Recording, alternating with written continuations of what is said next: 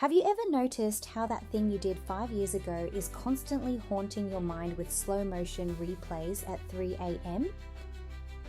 We're all walking around with a mental blooper reel that never stops playing, and we're the only ones still watching. It starts small, a whisper in the back of your mind. What if I had done things differently? But whispers grow louder and louder, and soon it defines your life. You're watching Story Sage TV, where 3D animated stories inspire wisdom and love.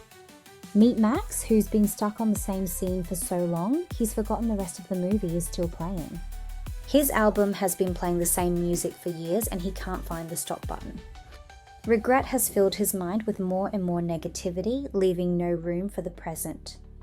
His full-time job is to criticize his own life, reviewing the same scene over and over, always arriving at the same conclusion: 0 stars, would not recommend. Max replays the same moments as if thoughts can somehow change what happened. But here's what happens. Every time Max replays that moment, he digs the groove deeper. Like a song stuck on repeat, the more he plays it, the harder it becomes to turn it off. Max's sister notices. She sees him disappearing into himself, sees the exhaustion in his eyes. Max, she says one evening, there's a group, people who understand you better. Why don't you just try it once? Max almost says no, but something in her voice makes him go. When he arrives, David, the mentor, welcomes him with a quiet smile. Then there's Marcus, late 50s, maybe 60. He's talking about his marriage, how he said the wrong thing 25 years ago. If I had just kept my mouth shut that night, Marcus says, his voice hollow, everything would be different. Then Martin, in his early 40s, talks about his temper, how it cost him friendships, jobs, relationships, and more. If only I had controlled my temper, I wouldn't have pushed everyone away and ended up alone. Yuki goes next, 30-something, tired eyes. She didn't go to college when she had the chance. If only I'd gone to college when I had the opportunity, then I wouldn't have to bust dishes at a restaurant now, would I? Max sits there listening and something shifts. Marcus is stuck on marriage, Yuki on college, Martin on his temper, completely different stories. But they're all saying the same thing. If only I had, everything would be different. I can't forgive myself. Max looks at Marcus, 25 years, still in the same moment, still in that conversation with his wife, a ghost living in the past. And Max sees it as clear as day.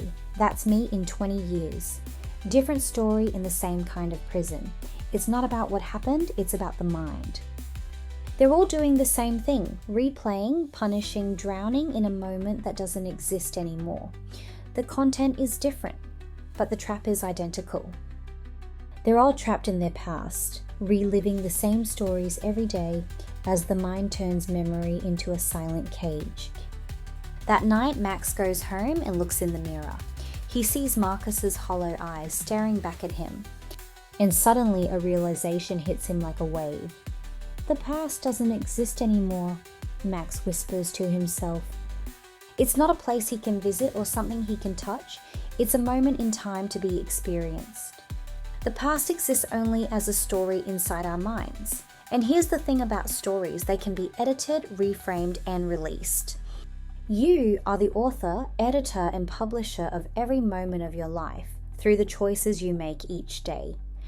And if you don't like the story of your past, now is the only time you can rewrite it in a way you'll enjoy looking back on. The past version of you doesn't exist anymore.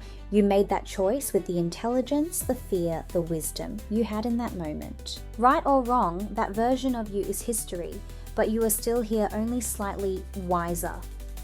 So if you're trapped by your mind, it's time to step out and live the life you deserve. Offer yourself the same grace you'd give to anyone else you love. Forgive what was done to you and what you may have done to others. Growth begins when you release the past and choose to move forward. Forgiveness is freedom, the choice to release yourself from what was done and reclaim the present. Say this: I forgive myself, not because I was right, but because I deserve peace. Holding on to this pain won't change the past, it only steals my future. Who you choose to be today will shape the future waiting to be written, not by chance, but by the choices you freely make. Let those choices bring you honor, not regret. Embrace each moment with openness and a heart ready to create memories. Let every day be a blank page filled with hope, dreams, and possibilities. Regret is the quiet weight of recognizing what might have been different had we chosen otherwise. It often emerges from hindsight, when clarity arrives too late to alter the outcome. Yet, when approached constructively, regret can sharpen self-awareness and guide more deliberate decisions in the future, transforming a backward glance into forward momentum. We hope this touched your heart.